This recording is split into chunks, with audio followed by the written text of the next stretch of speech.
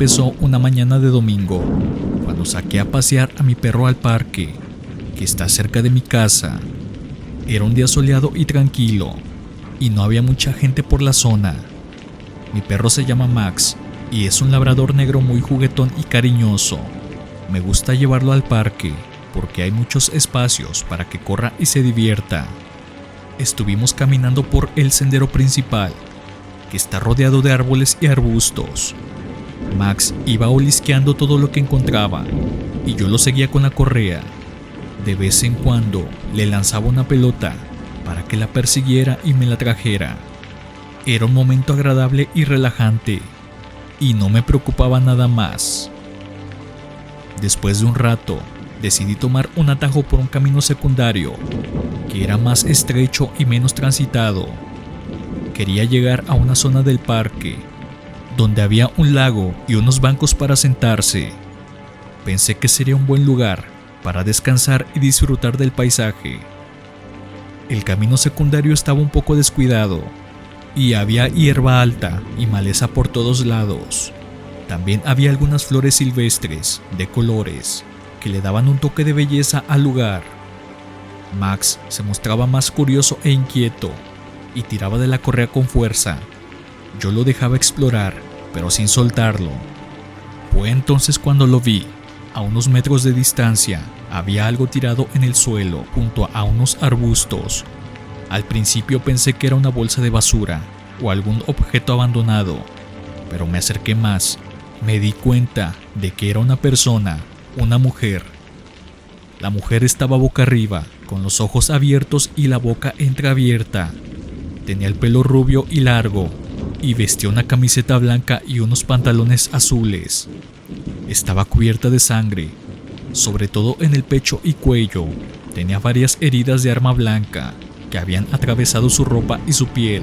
Su expresión era de terror y dolor. Me quedé paralizado al verla. No podía creer lo que tenía delante. Sentí un escalofrío recorrerme la espalda y un nudo en el estómago. Mi corazón latía con fuerza y mi respiración se aceleró. No sabía qué hacer ni cómo reaccionar. Max también se quedó quieto al verla. Se puso a ladrar con fuerza y trató de acercarse a ella. Yo lo sujeté con la correa e intenté calmarlo. Le dije que no se moviera, que nos íbamos a ir de ahí. Pero antes de poder dar media vuelta, escuché otro sonido. Un disparo.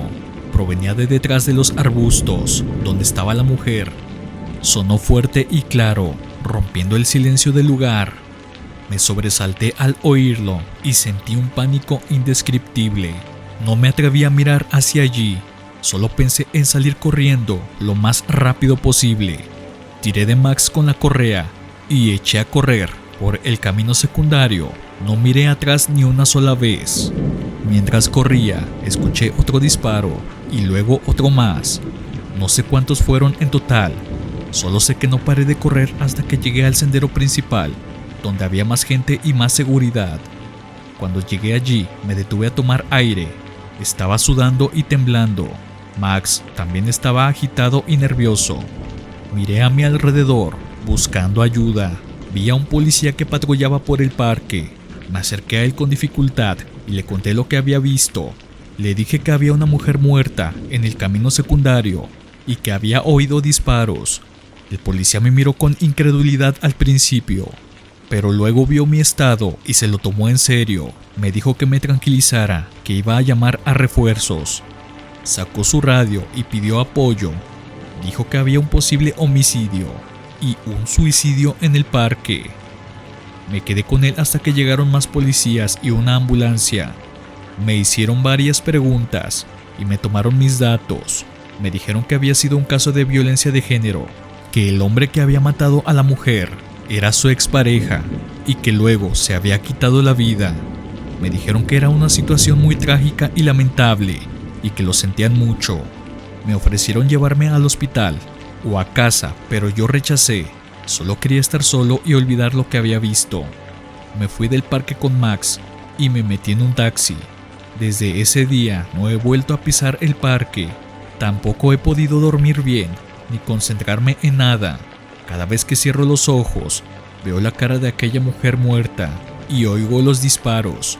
Me siento culpable por no haber podido hacer nada por ella, por no haber podido llegar antes o por no haber llamado al 911.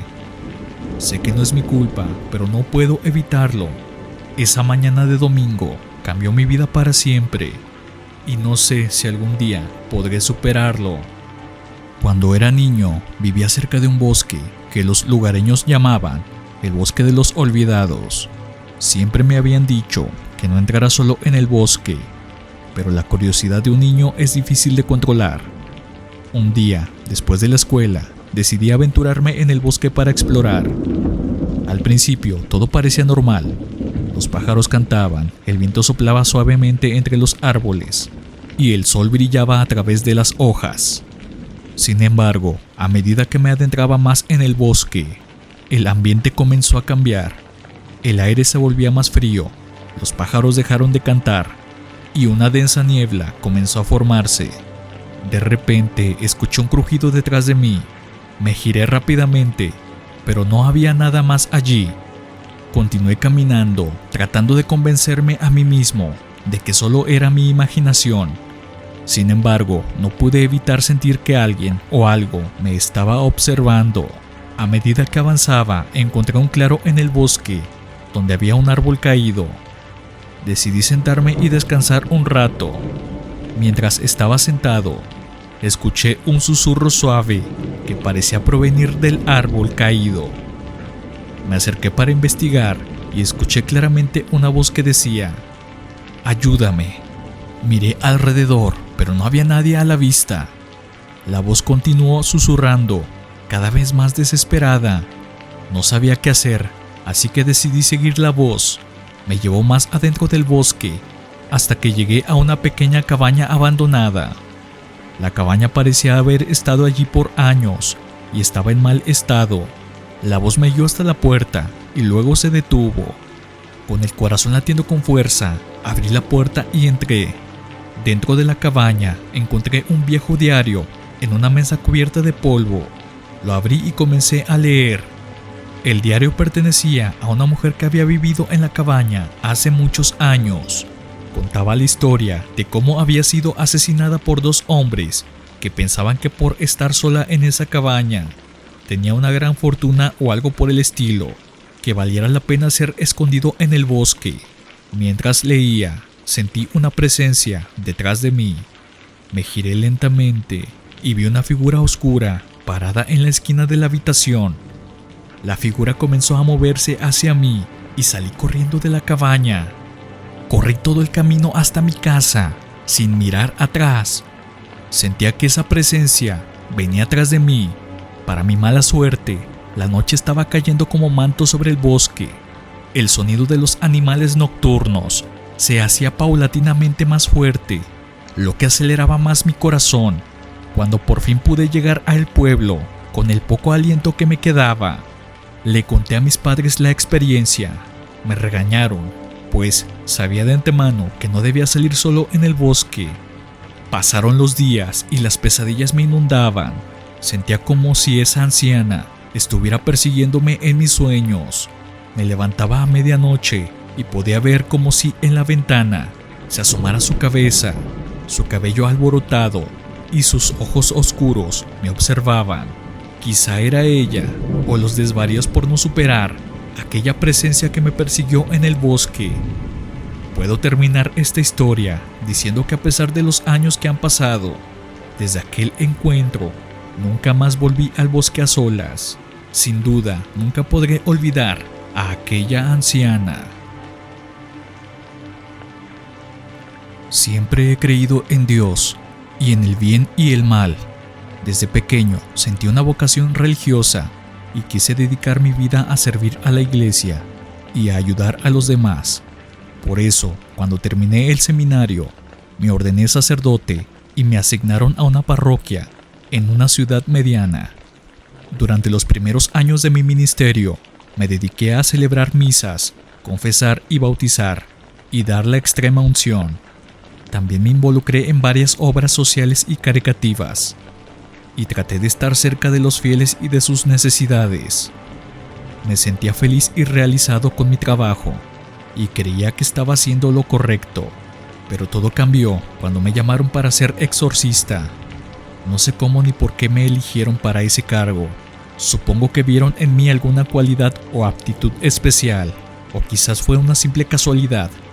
El caso es que un día recibí una llamada del obispo que me citó a su despacho.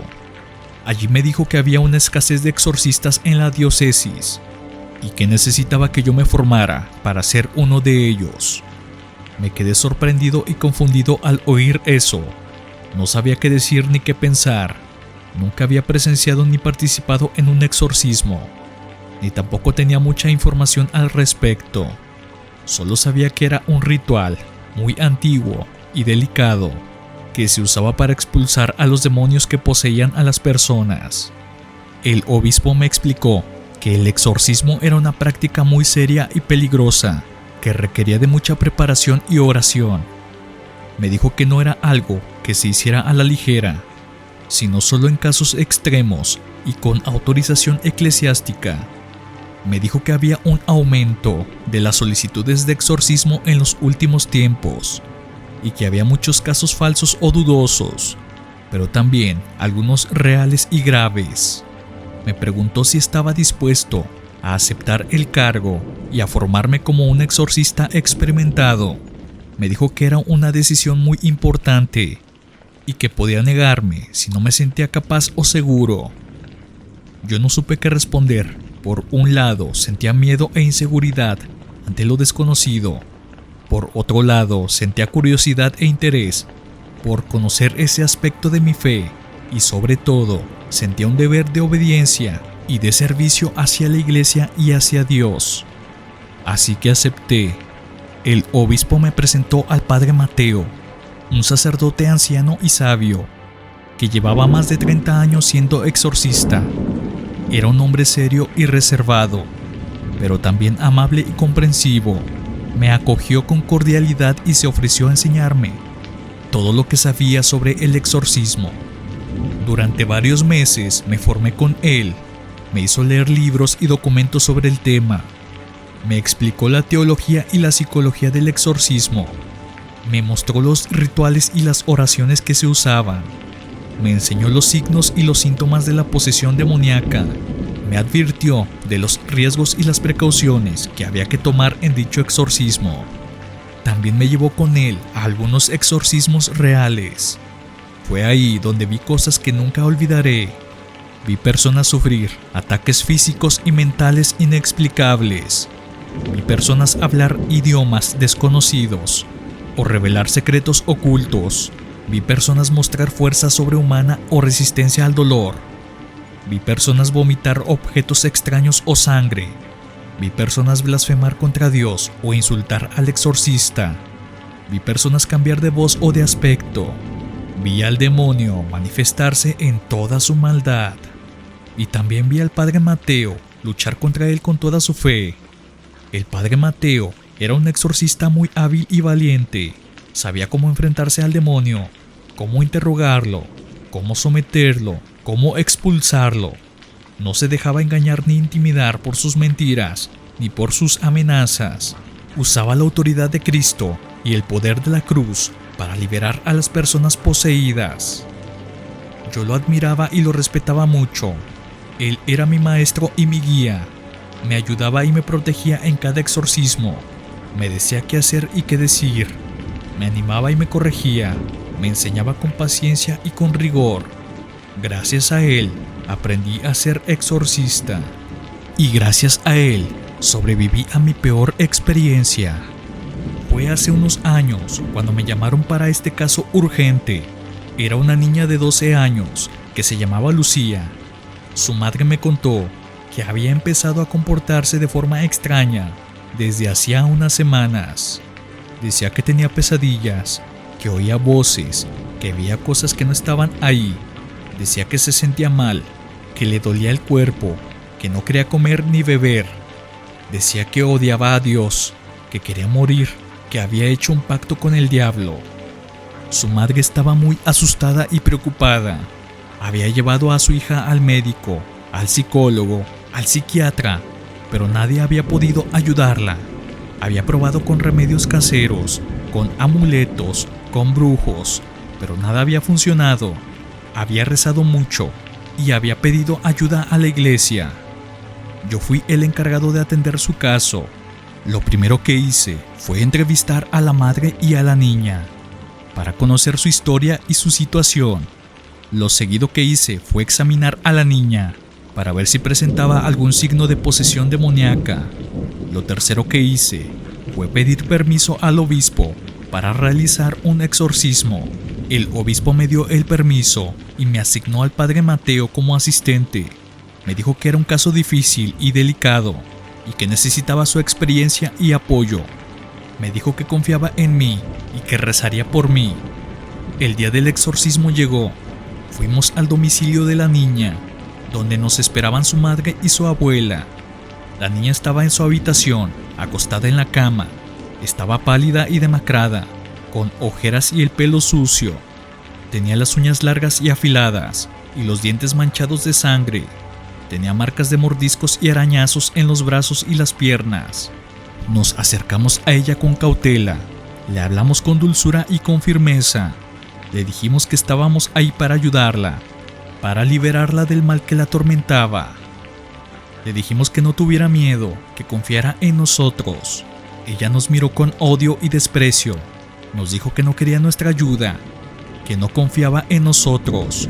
Nos dijo que nos fuéramos, que nos dejara en paz. Nos dijo que ella era feliz con su amo, con su señor. Nos dijo su nombre, Beelzebú, el príncipe de los demonios, el señor de las moscas.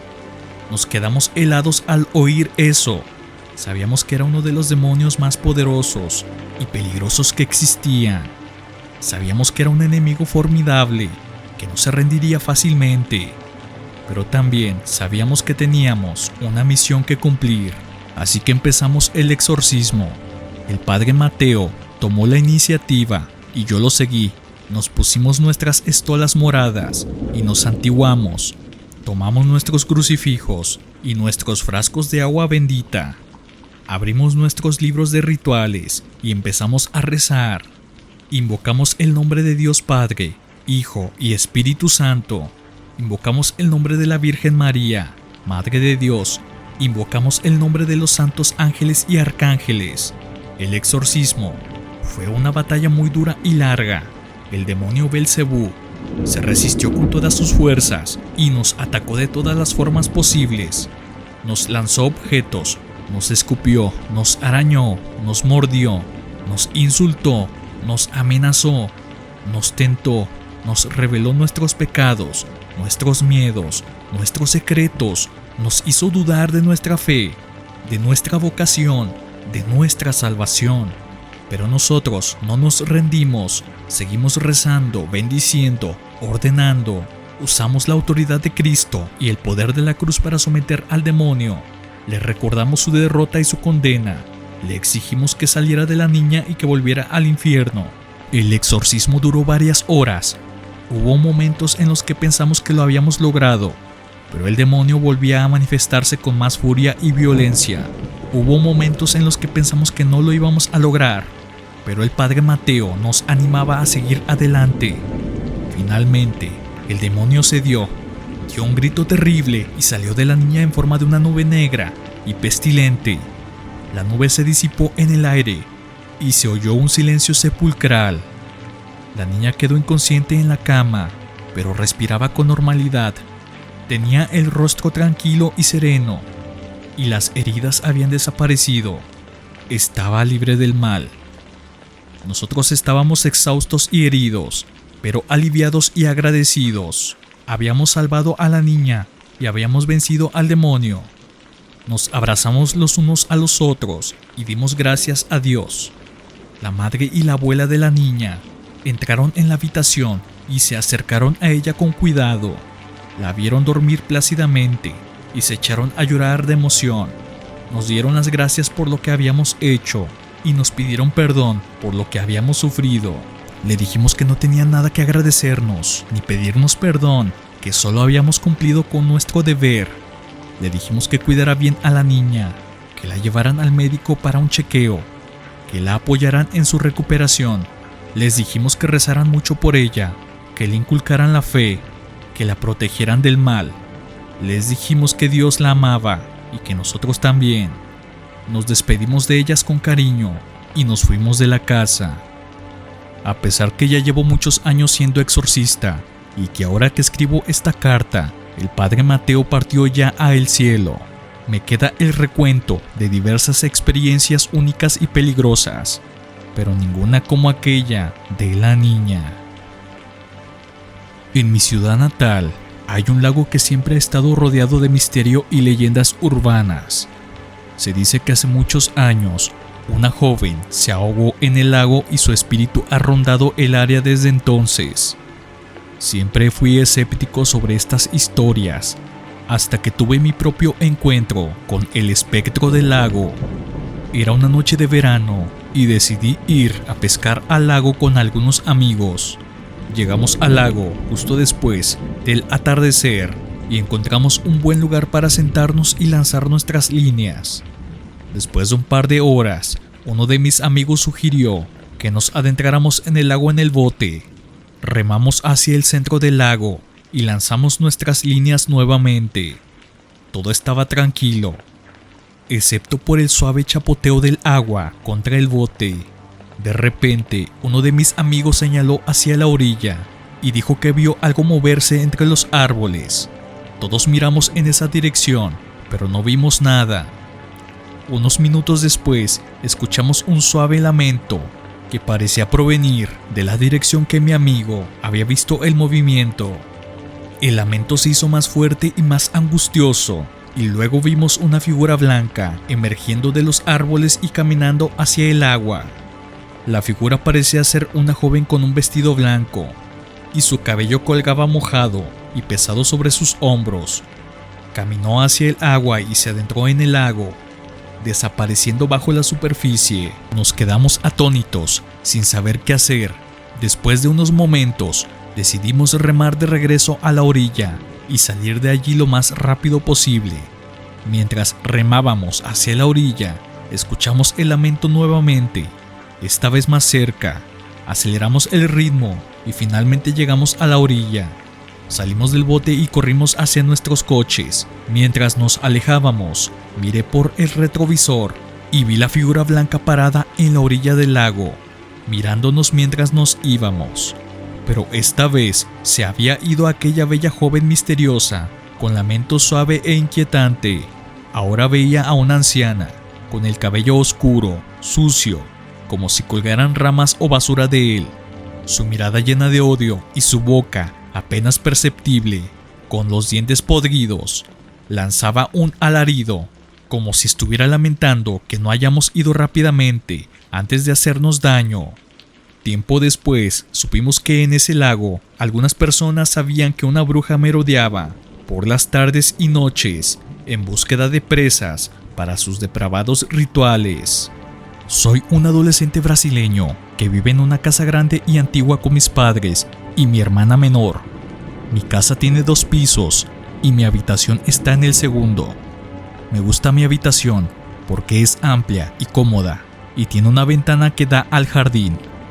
También me gusta porque está lejos del ruido y de las molestias de la planta baja, donde está la cocina, el comedor, el salón y el estudio de mi padre. Mi padre es un abogado muy exitoso que trabaja en un bufete importante. Es un hombre muy serio y exigente, que siempre está ocupado y estresado. No suele pasar tiempo en casa y cuando lo hace, se encierra en su estudio para revisar casos y documentos. No tiene mucha paciencia ni humor y a veces se enfada por cosas sin importancia. Mi madre es una ama de casa muy dedicada, que se ocupa de todo lo relacionado con el hogar. Es una mujer dulce y cariñosa, que siempre está pendiente de nosotros y de nuestras necesidades. Le gusta cocinar, limpiar, ordenar y decorar la casa. También le gusta ver la televisión, leer revistas y hablar por teléfono con sus amigas. Mi hermana es una niña de 10 años que estudia en el mismo colegio que yo. Es una niña inteligente y simpática, que se lleva bien con todo el mundo. Le gusta jugar con sus muñecas, pintar con sus lápices de colores y escuchar música pop. También le gusta molestarme y meterse en mis asuntos. Yo soy un chico de 16 años que cursa el último año de secundaria. Soy un chico normal y corriente, que no destaca ni para bien ni para mal. Me gusta jugar al fútbol con mis amigos, ver películas de terror en mi computadora y escuchar rock pesado en mi reproductor. También me gusta estar solo y tranquilo en mi habitación. Toda esta rutina aburrida era así hasta hace unas semanas. Hace unas semanas empezó a pasar algo extraño en mi casa. Algo que me tiene muy asustado y confundido. Algo que no puedo explicar ni entender. Algo que tiene que ver con el sonido de unas llaves. Todo empezó una tarde de sábado, cuando estaba solo en casa. Mis padres habían salido a hacer unas compras y mi hermana había ido a una fiesta de cumpleaños. Yo había aprovechado para quedarme en mi habitación, viendo una película de terror en mi computadora. La película se llamaba La llave del mal y trataba sobre un grupo de jóvenes que encontraban una llave antigua en una casa abandonada. La llave abría una puerta secreta que conducía a un sótano oscuro y húmedo.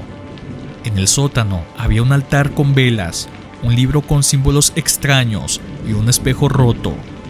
Los jóvenes decidían hacer un ritual con el libro y el espejo, sin saber que estaban invocando a un espíritu maligno que los perseguiría y los mataría uno por uno. La película era bastante mala y predecible, pero me gustaba ver ese tipo de cosas para pasar el rato. Además, me hacía gracia ver cómo los personajes hacían tonterías y caían en las trampas del espíritu. Estaba viendo la parte en la que el espíritu aparecía detrás del espejo roto, cuando oí algo que me hizo saltar del susto. Fue el sonido de unas llaves. El sonido de unas llaves moviéndose y chocando entre sí. El sonido de unas llaves acercándose a mi puerta. Me quedé paralizado al oír esto. No podía creer lo que estaba oyendo. Pensé que era una broma o una coincidencia. Pensé que era parte de la película o de mi imaginación. Pero no era ninguna de estas cosas. Era real y estaba pasando en ese momento. Miré hacia la puerta de mi habitación, esperando ver quién era, esperando ver a mis padres o a mi hermana, que habían vuelto a la casa y que querían entrar en mi habitación. Esperaba ver una cara familiar y amable que me saludara y me preguntara qué estaba haciendo. Pero no vi nada de eso. Lo que vi fue algo que me heló la sangre. Vi la manilla de la puerta moverse lentamente. Vi la puerta abrirse con un crujido. Vi una mano sujetando unas llaves. Una mano pálida y huesuda. Una mano que no era humana. Una mano que me apuntaba con las llaves. Y oí una voz que me hablaba en un tono burlón y siniestro. Una voz que no era de este mundo. Una voz que me dijo: «Hola, ¿me estabas esperando?». Al día siguiente, se leía en los periódicos locales que un niño había sido encontrado sin vida dentro de su habitación, pues, según la declaración de su hermanita, que acababa de llegar cuando él estaba gritando, desesperado en el cuarto, diciendo que esa cosa se lo quería llevar, parecía que estaba luchando porque no lo tocaran, o al menos en su rostro de terror se veía esto.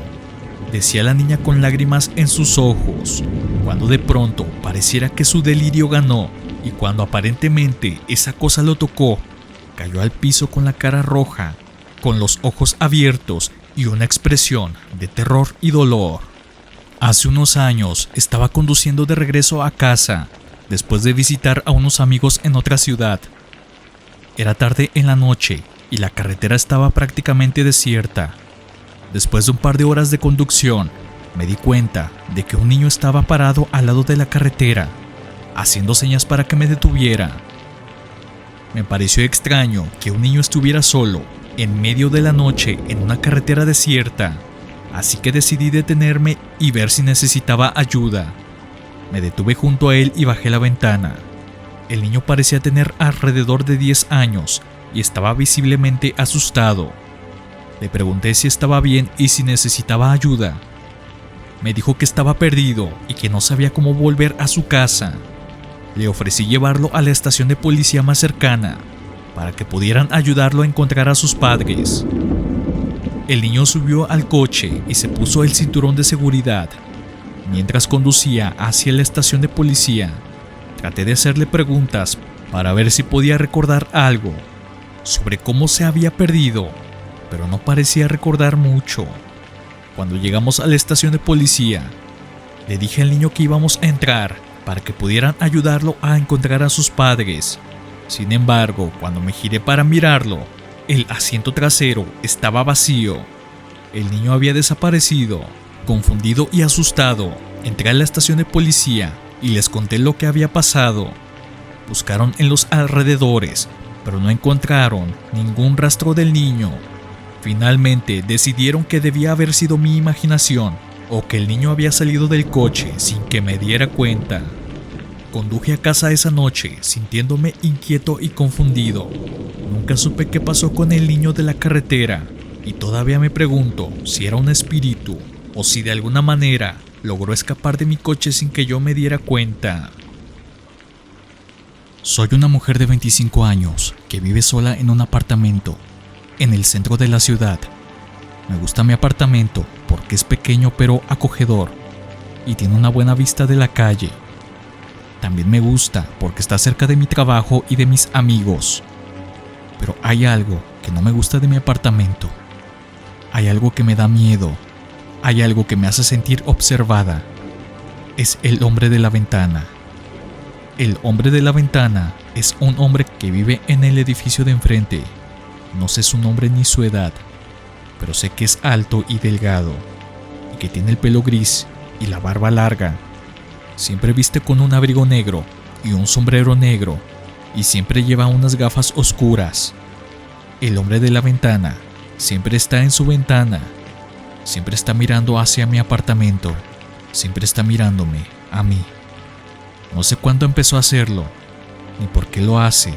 Solo sé que desde hace unos meses, cada vez que miro por mi ventana, lo veo ahí, parado, inmóvil, silencioso, con sus gafas oscuras, ocultando sus ojos, con su sombrero negro tapando su frente, con su abrigo negro cubriendo su cuerpo.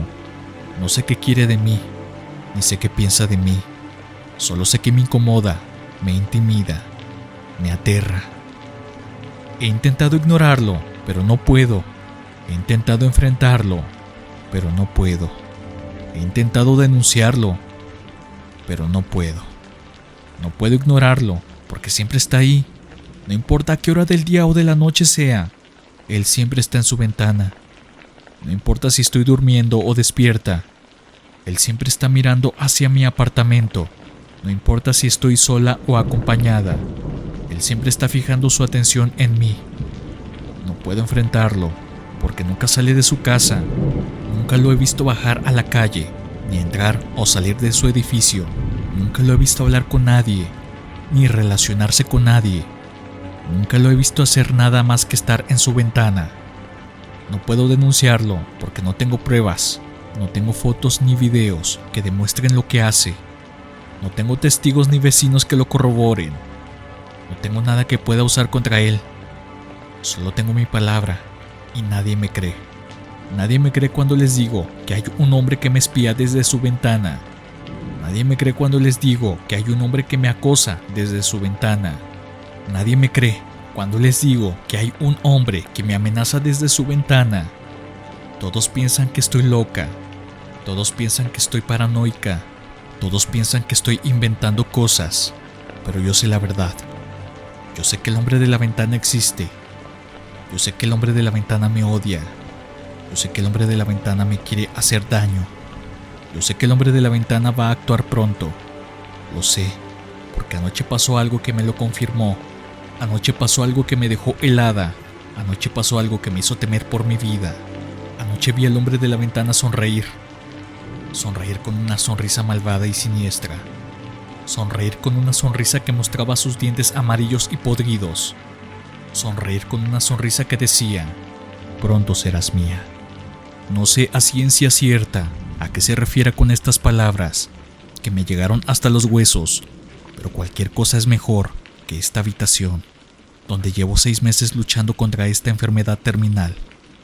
Lo único de lo que estoy segura, que nada puede ser más peor que este dolor, que cada vez me hace más débil y frágil mental y físicamente. Quizá no sea tan malo que el hombre de la ventana me visite este verano.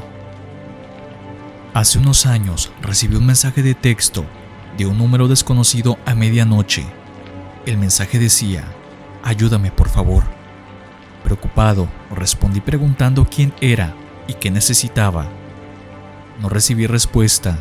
Al día siguiente, recibí otro mensaje del mismo número. Nuevamente, a medianoche. Esta vez decía: ¿por qué no me ayudaste? Nuevamente respondí preguntando quién era y qué necesitaba, pero no recibí respuesta. Esto continuó durante varios días, siempre a medianoche, y siempre con mensajes cada vez más angustiosos. Estoy asustado, no sé qué hacer. Por favor, ayúdame.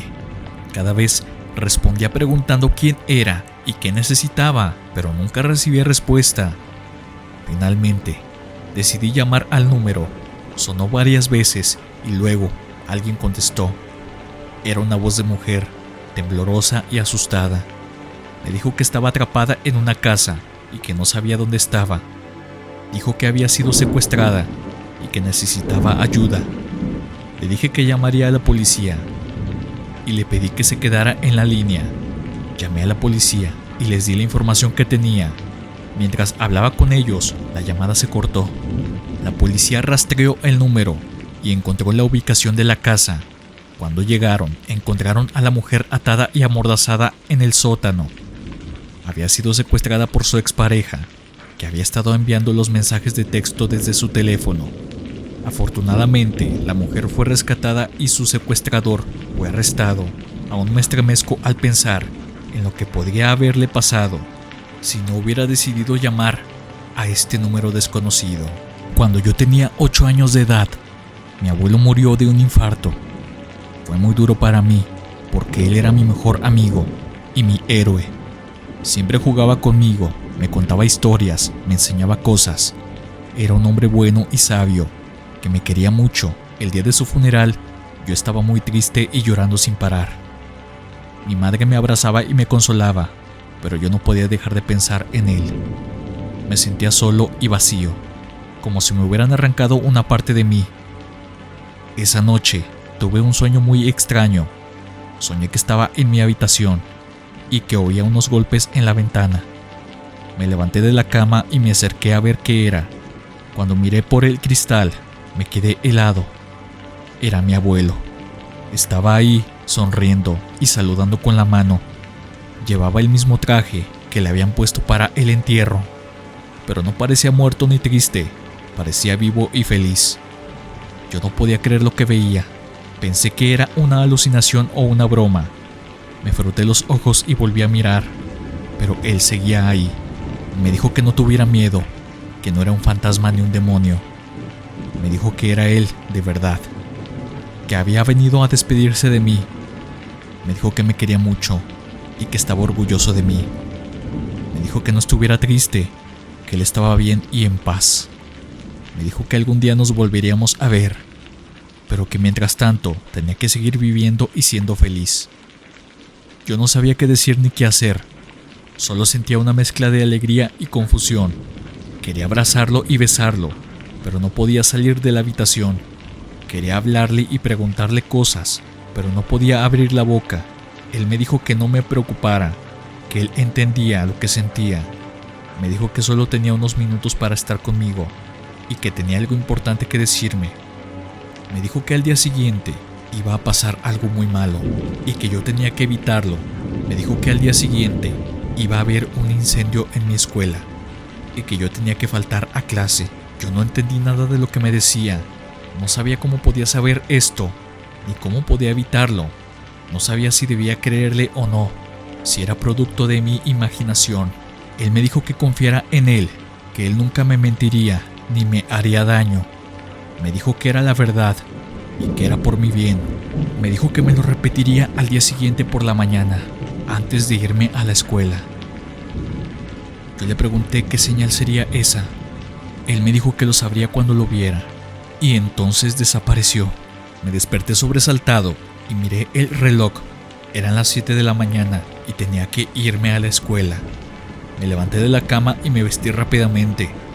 No sabía si lo que había soñado era real o no, pero no podía dejar de pensar en ello. Bajé al comedor, donde estaba mi madre preparando el desayuno. Ella me saludó con una sonrisa y me preguntó cómo había dormido. Yo le dije que bien, pero no le conté nada de mi sueño. No quería asustarla ni preocuparla. Me senté a la mesa y empecé a comer. Mi madre se sentó junto a mí y empezó a hablar de cosas sin importancia. Yo la escuchaba distraídamente mientras miraba por la ventana. Y entonces lo vi. Lo vi en el cielo. Era un arco iris. Era un arco iris enorme y brillante que se extendía sobre la ciudad. Un arco iris como el que le gustaba a mi abuelo. Un arco iris como el que me había prometido mi abuelo. Era la señal. La señal de que mi abuelo era real. La señal de que mi abuelo me había salvado la vida. Luis era un chico de 24 años, apasionado por la programación y la tecnología. Había escuchado historias que en la web profunda había foros donde podía mejorar sus habilidades de hacking. No tardó mucho hasta que encontró un foro en la web profunda, donde los hackers compartían trucos y herramientas. Después de participar en el foro durante algún tiempo, fue contactado por otro usuario que tenía un username llamado Bastión2342, que le ofreció una herramienta de rastreo avanzada a cambio de un favor. Intrigado, aceptó el trato. Sin embargo, después de instalar la herramienta, se dio cuenta de que no solo rastreaba la ubicación de otras personas, sino que también transmitía su propia ubicación a un servidor desconocido. Aterrorizado, puesto que era una de las primeras veces que entraba en la Deep Web, intentó desinstalar la aplicación, pero en vez de aparecer el típico recuadro de desinstalación, apareció un mensaje del programador de dicha aplicación, cobrando el favor que tenía que darle por haber usado la aplicación de hackeo. El mensaje en la pantalla decía: tienes 24 horas para mandar un video donde asesines a algún miembro de tu familia. De lo contrario, voy a arruinarte la vida. Conozco tu ubicación, tengo tus datos, fotos, videos, cuentas bancarias. El mensaje se borró abruptamente. El chico entró en pánico. Decidió contarle a sus padres de las amenazas que había recibido y de que había entrado en la web profunda, donde había hecho uso indebido de la aplicación que lo metió en problemas. Sus papás lo calmaron y le dijeron que harían una denuncia en caso de cualquier ataque. A la mañana siguiente, al salir Luis de su casa para ir a la escuela, encontró un cuadro aterrador y grotesco. Había 2 gatos descuartizados en su jardín. Las plantas estaban arrancadas de raíz y había excremento de diversos animales. El olor era más que nauseabundo. Aun siendo muy de mañana, algunos vecinos se asomaron al ver todo este desastre y percibir ese olor fétido. El coche de su papá estaba rayado y ponchadas las llantas.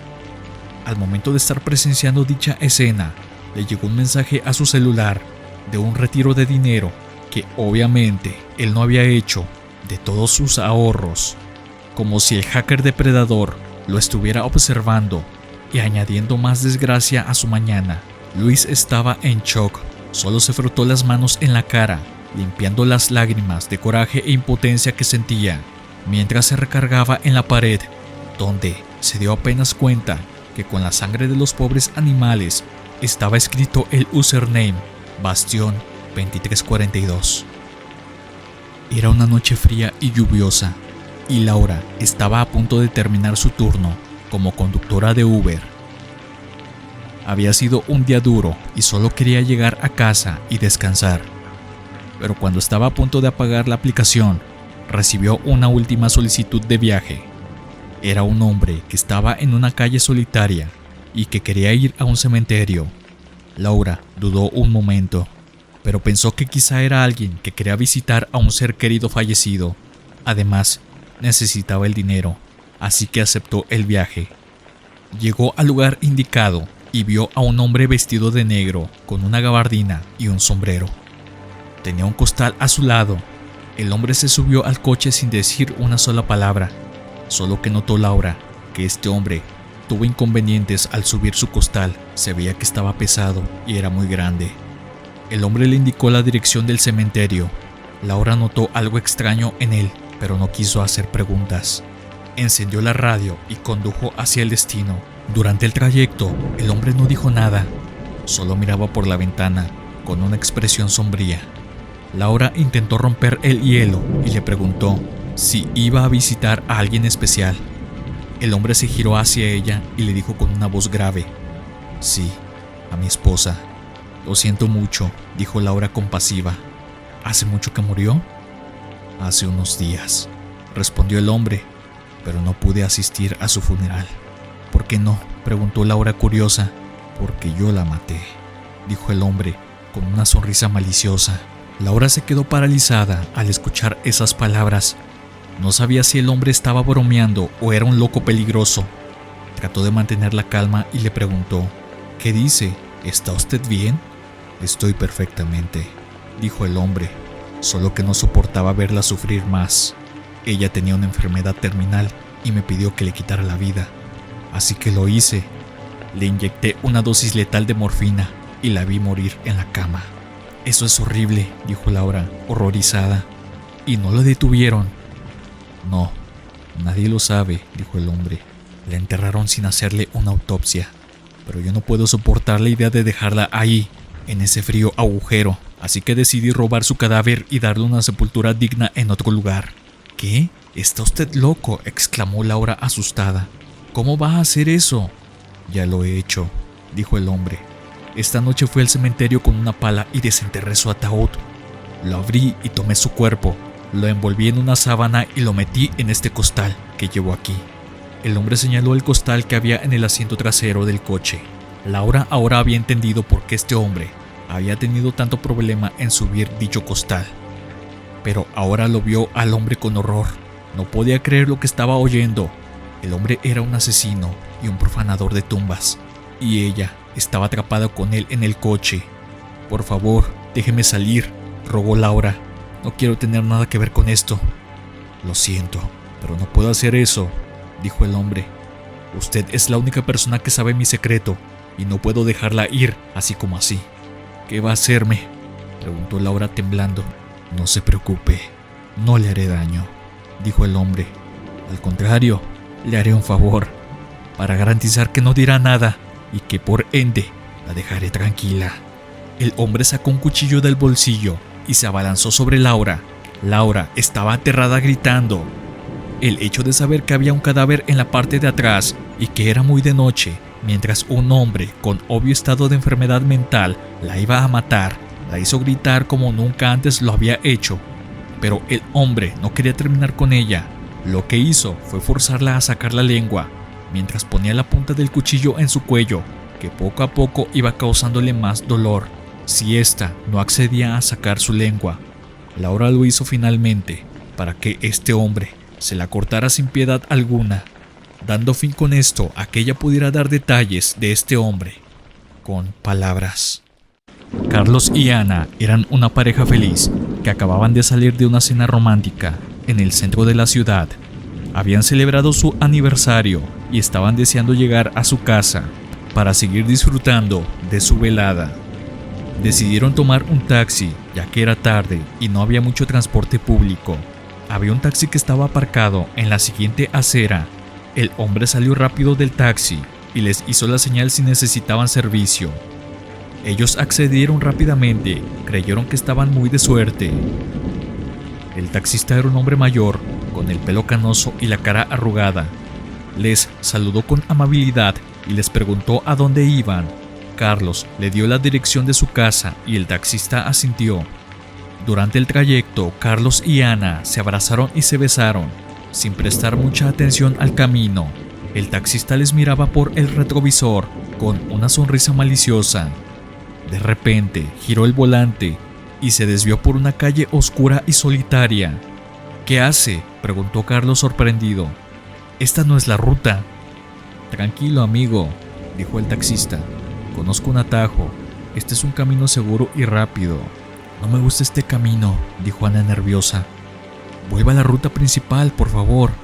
No se preocupe, señora, dijo el taxista. Ya estamos llegando. Carlos y Ana se miraron con inquietud. No les gustaba nada la situación. La calle estaba llena de basura, grafitis y ratas. No se veía ni un alma. El coche avanzaba lentamente, como si el taxista estuviera buscando algo. Al llegar al final de la calle, el taxista se detuvo frente a una casa abandonada. La casa tenía las ventanas rotas, la puerta caída y las paredes agrietadas. El taxista apagó el motor y les dijo: «Hemos llegado». «¿Qué dice?», preguntó Carlos confundido y enojado. «Esta no es nuestra casa».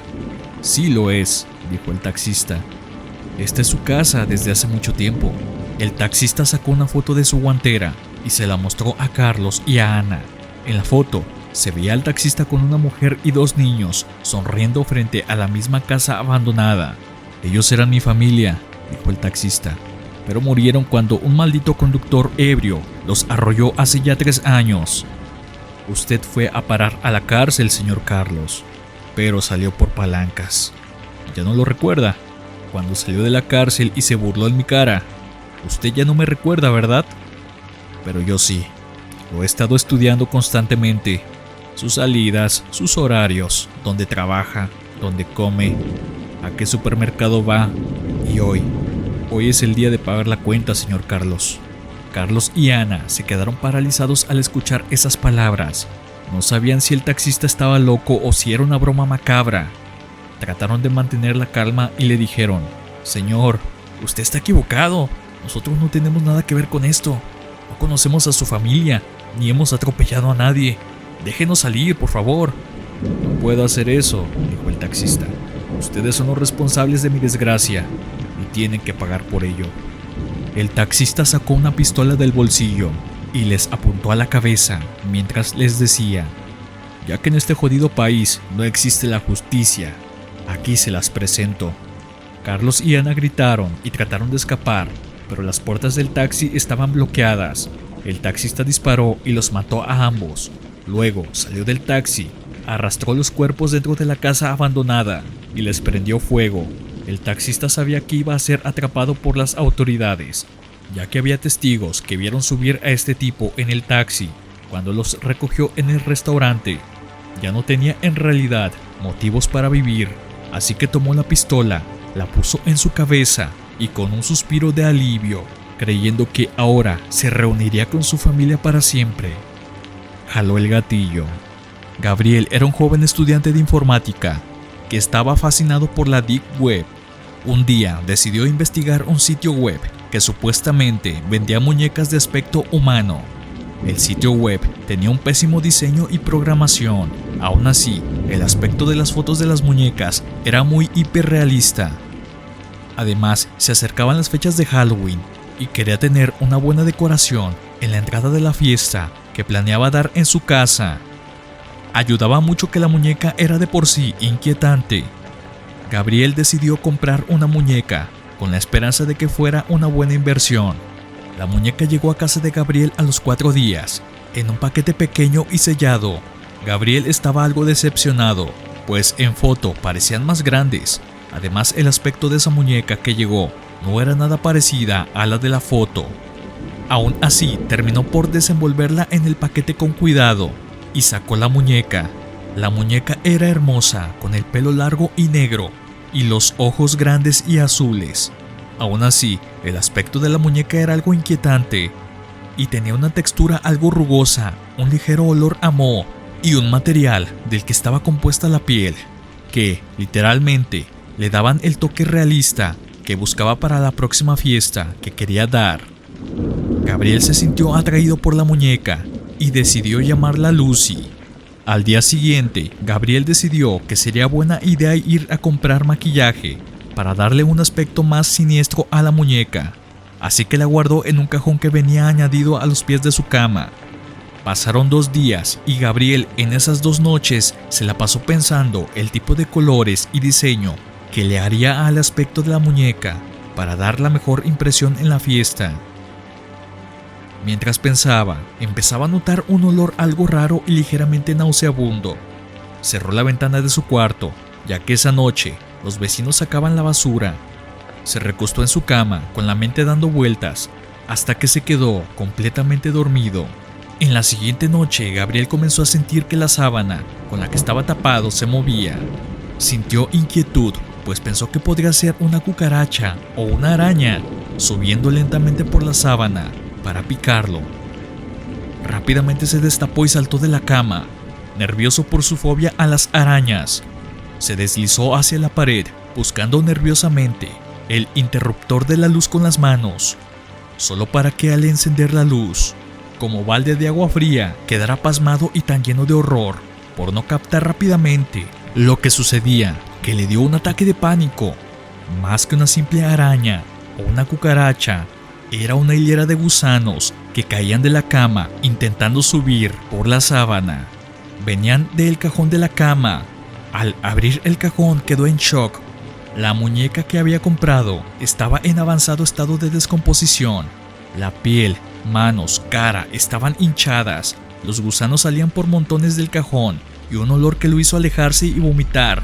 De el terror mezclado con el miedo más asqueroso que se pueda imaginar, pues en aquel día Gabriel no había comprado una muñeca común y corriente, sino que se había topado con una página que hacía trata de niños y algunos a los que no les sacaban todos los órganos o no servían para sus fines.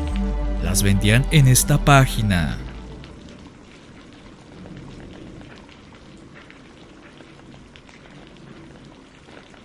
La enfermera de la muerte.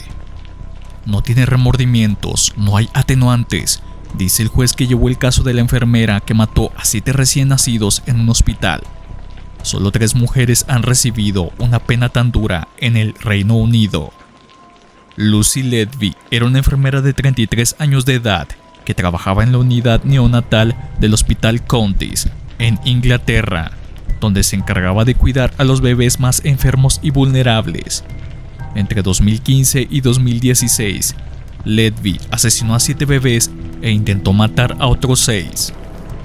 Aprovechando los momentos en que el personal estaba descuidado o en descanso, Ledby usaba diferentes métodos para dañar a los bebés, como inyectarles aire en la sangre o el estómago, alimentarlos a la fuerza con leche, agredirlos físicamente o envenenarlos con insulina. Ledby actuaba con frialdad y cinismo, fingiendo ser una profesional, dedicada y apasionada por su trabajo, y engañando a sus colegas y a los familiares de las víctimas sobre las causas de las muertes o lesiones. La investigación comenzó cuando se detectó un número anormalmente alto de fallecimientos y colapsos en la unidad neonatal. Sin una explicación médica aparente, Ledby fue arrestada en 2018, después que se encontraran pruebas que la incriminaban, como notas donde confesaba sus crímenes y decía que era una persona malvada.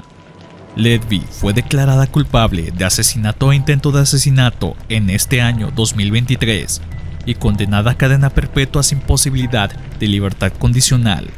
La policía y el juez no encontraron ningún motivo aparente para sus acciones y dijeron que solo ella sabía las razones de sus actos. El caso de Ledby es uno de los más impactantes y perturbadores que se han conocido en la historia de la medicina y la criminología del Reino Unido. Este caso nos hace reflexionar metafóricamente en que hay muchas religiones y creencias que dan voto y fe de la existencia de un ser maligno llamado Diablo. Y aunque aún no hay evidencia científica de su existencia, podemos en este tipo de casos confirmar que esta mujer es una clara representación de la esencia de este ser y la existencia del mal. ¿Cómo es posible que alguien pueda hacer algo tan horrible sin tener ninguna razón aparente? ¿Qué factores influyen en el desarrollo de una personalidad tan perversa y cruel? ¿Qué se puede hacer para prevenir y detectar este tipo de conductas? Estas son algunas de las preguntas que nos planteamos al enfrentarnos a este tipo de casos. También nos hace cuestionar nuestra confianza en las instituciones y las personas que se supone deben cuidarnos y protegernos. ¿Cómo es posible que nadie se diera cuenta de lo que estaba pasando en la unidad neonatal?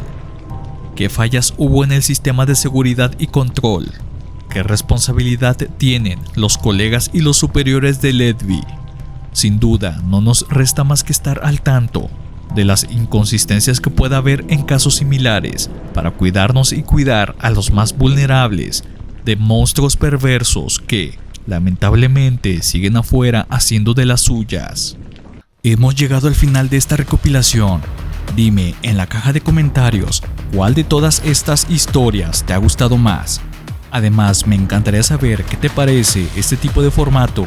¿Te gusta este tipo de recopilaciones o prefieres más los videos cortos y con edición?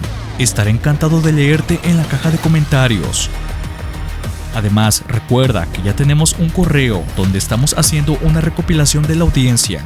Próximamente vamos a subir un video con todas las historias que nos han enviado. Si este video te ha gustado, déjame un like y suscríbete. Esto me motiva a seguir creando este tipo de contenido. Nos vemos en la próxima.